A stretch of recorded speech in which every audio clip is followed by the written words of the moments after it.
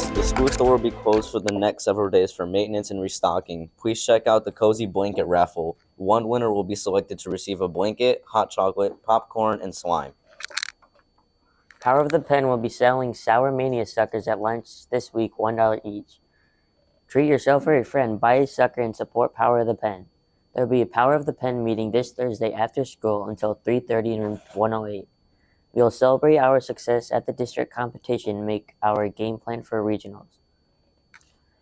There's new information about regionals in Google Classroom. See Mrs. Connor or Mrs. Helkey if you have any questions. Lunch will serve chicken tenders, dinner roll, baked beans, cauliflower, diced pears, strawberry mango.